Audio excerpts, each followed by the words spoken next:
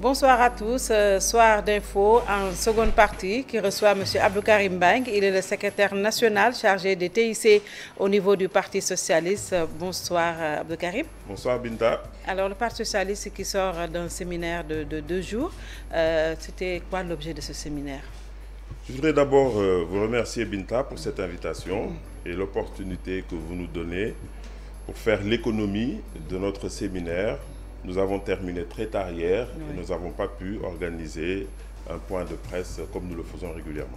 Donc comme vous l'avez dit... Donc nous aurons la primeur. Voilà, exactement. Alors comme vous l'avez dit, le Parti socialiste a organisé un séminaire le week-end dernier, donc samedi et dimanche, dont le thème général était le Parti socialiste à la croisée des chemins, enjeux et perspectives. Ce que la direction du parti a voulu faire à travers ce séminaire, c'est de revisiter les structures, les modes de fonctionnement, l'organisation du parti, de dégager les perspectives. C'était aussi l'occasion d'organiser une écoute, puisqu'on a eu beaucoup de responsables. Ce séminaire était organisé à l'intention des membres du bureau politique, mais également des responsables de coordination. Nous avons donc eu la présence des 14 régions du Sénégal. L'ensemble du pays était représenté. Nous avons eu également la participation des représentants de la diaspora, notamment ceux de la France, de l'Italie, de l'Espagne, ce qui a fait donc du séminaire, je lui ai donné un caractère complètement inclusif. Ouais. Nous avons donc travaillé autour de 5 sous-thématiques. La première sous-thématique était relative aux structures et au fonctionnement. Nous avons revisité nos textes, les procédures de renouvellement, d'évolution du pouvoir, les procédures de vente des cartes, etc. Et les structures, nous avons regardé l'efficacité des différentes structures de la base au sommet. On a eu beaucoup de participation et de recommandations de camarades. Le deuxième atelier avait trait à la communication et à l'image. Vous savez qu'un parti politique, la communication pour un parti politique, c'est extrêmement important, c'est un enjeu stratégique. Donc nous avons regardé avec les membres de la cellule, mais aussi de tous les camarades venus des régions, comment faire pour améliorer cette image. Nous avons aussi, dans le troisième atelier, regardé la question du financement du parti, réfléchir sur des innovations qui permettent au parti d'avoir plus de ressources, puisque l'argent c'est quand même le nerf de la guerre pour un parti politique, valoriser le patrimoine que nous avons. Et là aussi, on a eu des propositions très intéressantes. Quatrième atelier, il était relatif au compagnonnage, à l'évaluation. Nous sommes dans la coalition Benno Bokk Yakaar depuis 10 ans. On attaque d'ailleurs la 11e année. Nous avons évalué ça, les élections, dégager les perspectives qui s'offrent à nous. Et enfin, nous avons fait un focus sur ce que nous appelons chez nous les mouvements intégrés et affiliés, avec un focus sur les jeunes et les femmes. Les jeunes, c'est les fers de lance. Aujourd'hui, vous avez vu ce que les jeunes représentent au niveau de la population. Donc nous avons un regard assez particulier à avoir sur eux et également les femmes, bien sûr, puisque de tout temps, le Parti socialiste a été porté par les femmes. Et ce n'est pas un hasard d'ailleurs que nous avons à la tête de notre parti une dame, Madame Aminata Mbengue Ndiaye, secrétaire générale, que je salue au passage. Ouais. Alors, je n'ai pas entendu les retrouvailles des familles socialistes. Est-ce que vous en avez fait état? Parce que ça fait partie des dernières volontés de Absolument. Donc, ça faisait partie des termes de référence de l'atelier qui devait s'occuper des perspectives à moyen et long terme. Nous avons échangé sur cette question, mais nous ne sommes pas arrêtés aux retrouvailles des socialistes. Nous avons...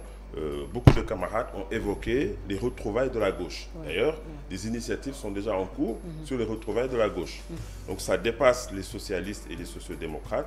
Et effectivement, nous l'avons abordé. Un certain nombre de recommandations ont été formulées pour pouvoir donc demander au parti de poursuivre la réflexion et de matérialiser cette mise en œuvre. Oui, alors lors de son, je pense que c'est un écho ou quelque chose comme ça, on a entendu l'ancien maire de Dakar, Khalifa Sall, dire dans une localité où il était, je lance officiellement les retrouvailles de la famille socialiste. Est-ce que vous avez engagé des discussions avec Khalifa Ababacar Sall?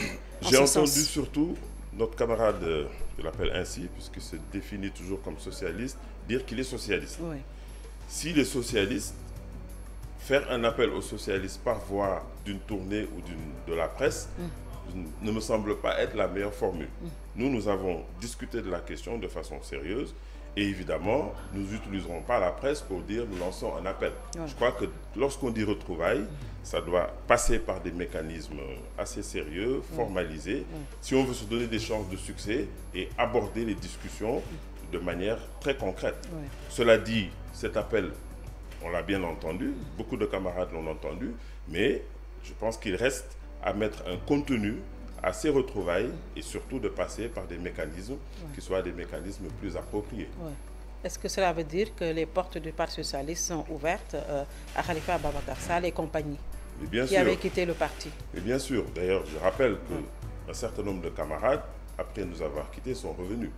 Donc cette question des retrouvailles est une question que nous abordons en toute sincérité. Comme vous l'avez rappelé, c'était l'une des dernières volontés de feu Ousmane Tanor Dieng, Dieu ait pitié de son âme, donc évidemment les formes sont belles. Maintenant, les portes sont ouvertes, pardon, mais il faut, comme je le disais tout à l'heure, poser des actes concrets.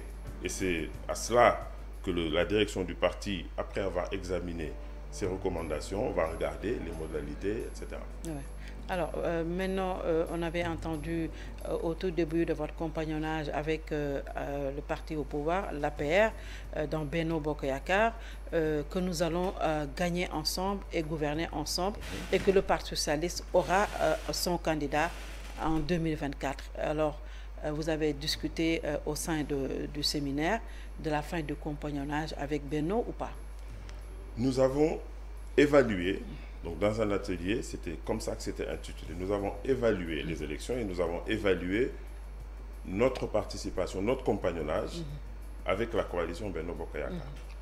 Il y a eu beaucoup d'échanges. Je dois d'ailleurs rappeler que ce séminaire nous a permis de voir encore que le Parti socialiste avait sa vitalité. Vous savez, on reproche souvent aux partis politiques l'absence de démocratie interne. Mais Binta, je vous assure, j'avais envie d'avoir une caméra cachée et de vous montrer la qualité démocratique du débat qu'il y a au sein du Parti socialiste, devant la direction du parti. Chacun donne son avis. Donc nous avons échangé sur cette question, évidemment.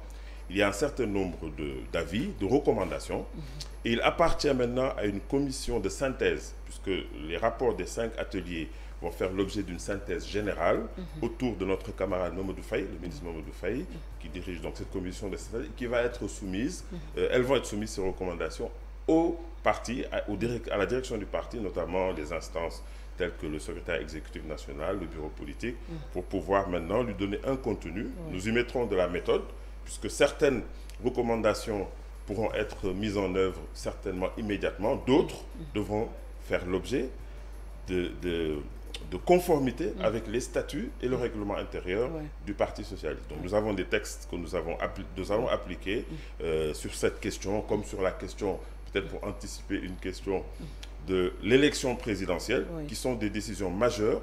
Et à chaque fois qu'il faut prendre des décisions majeures, le parti interroge toutes ces structures, notamment les coordinations, donc les structures qui sont dans les communes. Et c'est ces structures-là qui vont se prononcer, et à l'issue donc de cela, donc nous pourrons, après un dépouillement de la majorité donc des décisions qui sont prises, déterminer une position. Tout le monde avait pensé que c'était la fin du compagnonnage quand on a entendu celui qui porte la parole du parti, Abdoulaye Wilane pour ne pas le nommer, dire que celui qui a déjà qui est à son second mandat ne peut pas prétendre à un troisième. On avait pensé que c'était terminé avant, bien sûr, qu'il soit toncé entre guillemets et qu'il s'est rétracté après. Est-ce que il n'a pas dit ce que vous pensez tout bas? Je pense que mon camarade Abdoulaye Wilane s'est expliqué sur la question.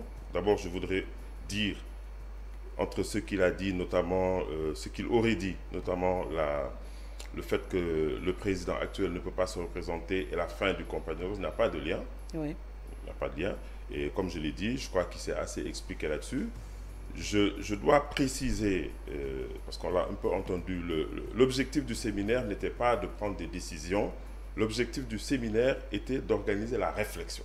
Les décisions seront prises par les instances habilitées. Donc nous avons beaucoup réfléchi, nous avons un paquet de recommandations, et comme je l'ai dit, nous allons les soumettre à la direction du parti, aux instances habilitées à les examiner.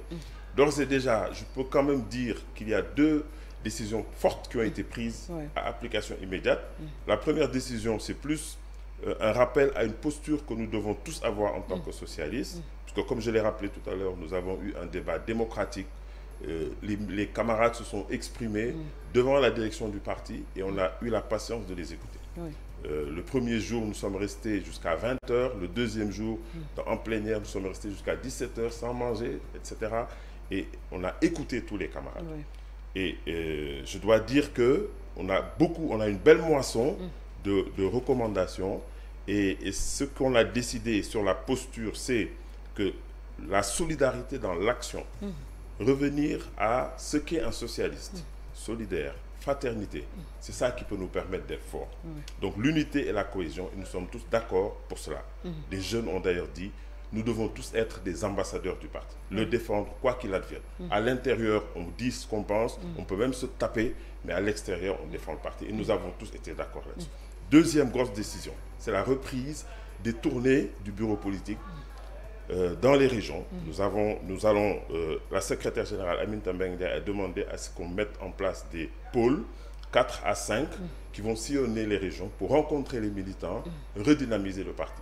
Il nous a tous semblé qu'il était important, avec cette léthargie constatée, il faut le reconnaître, pour plusieurs raisons, parfois des facteurs exogènes, il nous faut redonner la vitalité au parti, faire le tour du Sénégal, rencontrer les militants, les sympathisants et même éventuellement faire des recrutements et communiquer avec... Et ça va être fait immédiatement. On pensait même le faire dans la foulée, mais il y a des événements religieux, notamment le Kazu Rajab, etc. Mais ça, c'est des décisions qui sont déjà prises, qui n'attendront pas une validation de quelque structure que ce soit. Par contre, il y a d'autres décisions ou recommandations qui doivent faire l'objet d'approfondissement, des questions politiques majeures notamment, et dans les instances, nous allons les étudier selon les textes, les statuts, les règlements intérieurs. Le Parti socialiste a des textes, certes qu'il faut retoiletter, rajeunir, moderniser, mais les textes ont des fondamentaux solides, à savoir, on garantit une démocratie interne et les prises de décisions majeures se font toujours à la base et nous ne nous dérangerons pas cette fois-ci. Et qu'est-ce qui empêche, depuis le décès de Ousmane Tanor Dieng, que le Parti socialiste ne s'engage pas dans la perspective d'aller en congrès? Oui, si. Vous savez, selon les modalités actuelles, pour aller en congrès, il faut finaliser, on vend les cartes. Donc on a vendu un certain nombre de cartes. Et une fois qu'on atteint un certain niveau et qu'on a renouvelé un certain nombre de structures, nous renouvelons les structures supérieures jusqu'au congrès. On a eu plusieurs facteurs. Donc d'une part le décès d'Ousmane Tanor Dieng, vous l'avez rappelé. D'autre part, la crise Covid qui a ralenti et même arrêté le processus de vente de cartes.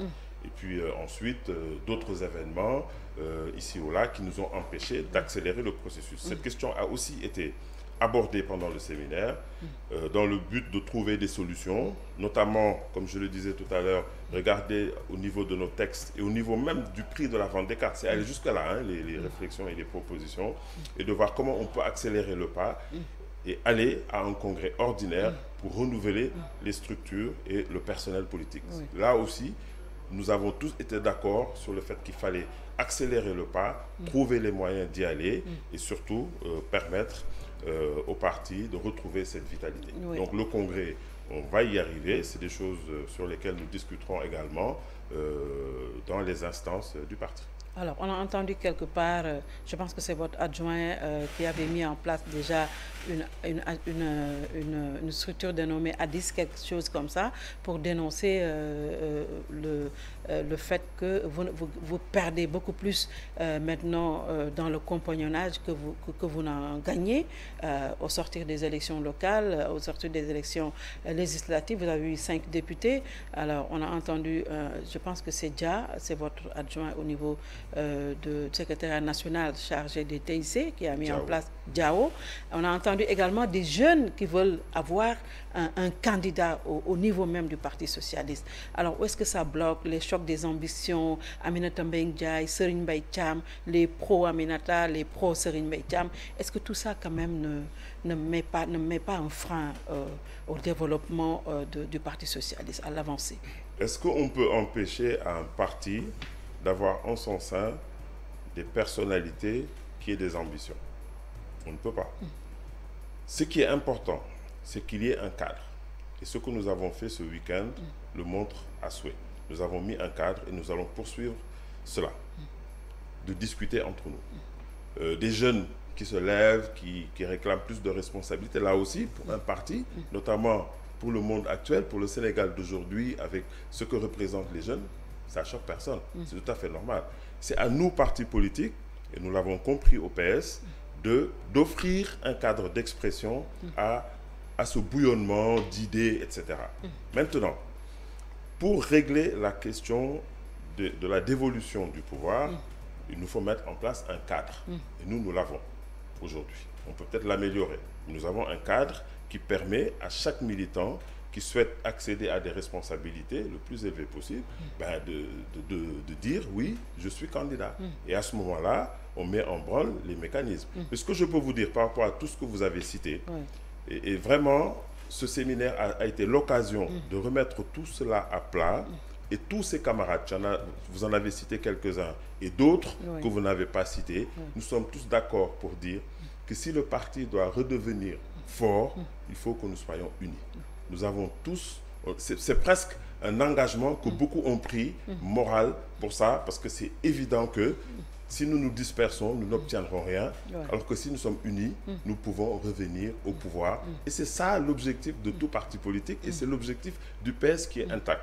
Maintenant, les modalités, les voies et moyens, etc., nous en discuterons dans les instances, mais ce qui est le plus important aujourd'hui, en dehors de l'unité, c'est effectivement que la couleur verte que vous portez, et je vous en remercie Binta, soit vue dans l'ensemble du pays au niveau de la diaspora, pour que le PS revive. Il vit déjà, on l'a vu pendant ce week-end, mais il va être encore plus visible et plus fort.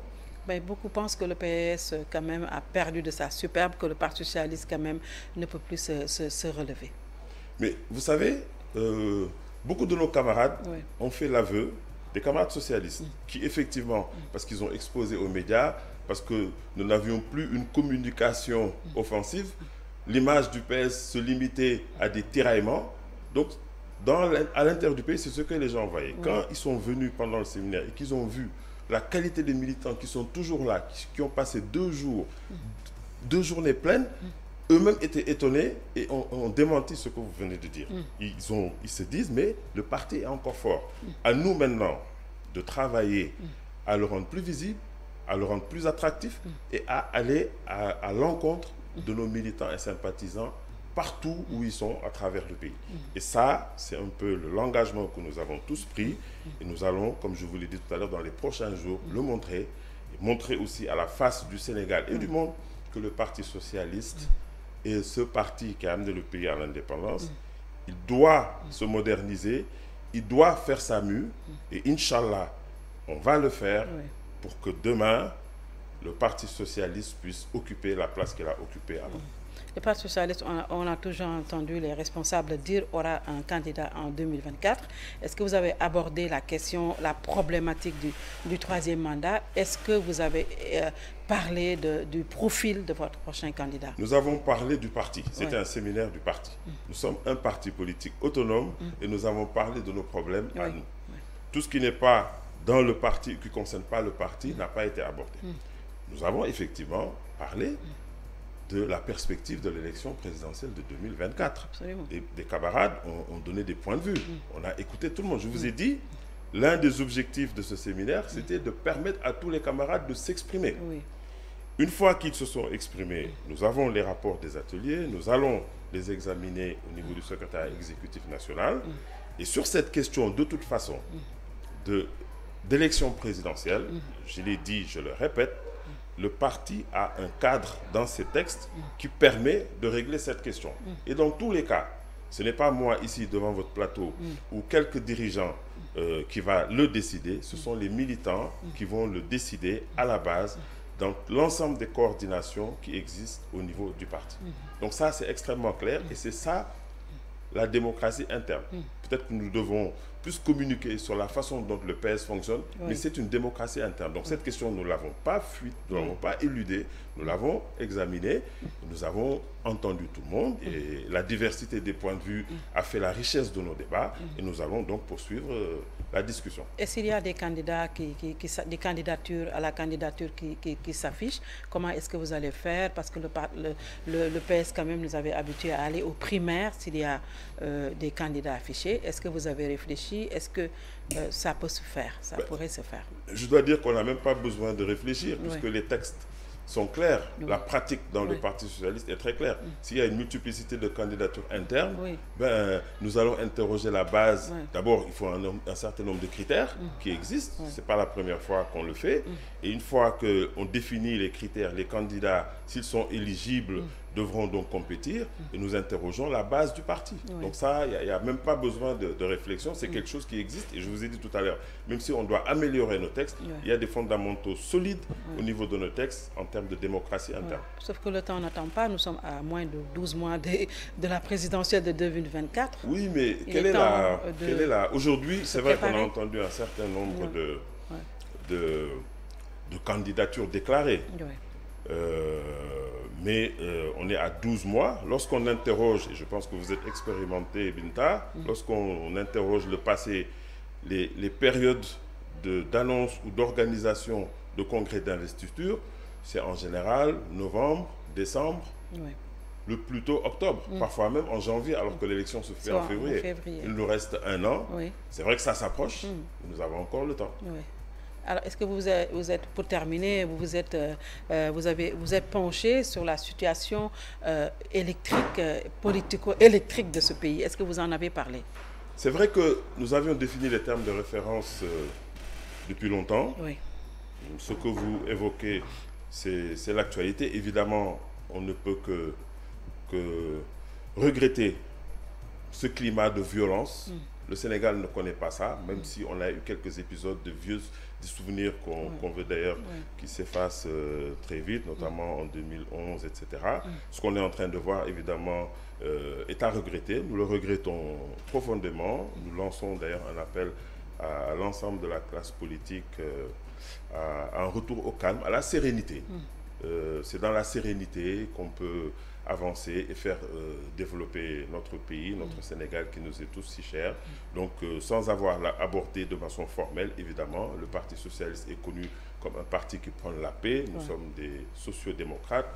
Nous prônons la solidarité, la tolérance. Ça, je ne l'ai pas dit tout à l'heure d'ailleurs, mais nous avons réaffirmé ces principes fondateurs que sont le socialisme démocratique, la paix, les valeurs de solidarité, et tel que nous l'avons toujours prôné, nous l'avons renouvelé, et dans les prochaines semaines, nous travaillerons aussi à l'actualisation de notre projet socialiste. Merci. Merci Binta. Abdou Karim Mbengue. Je rappelle beaucoup. que vous êtes le secrétaire national chargé des TIC au niveau du Parti socialiste.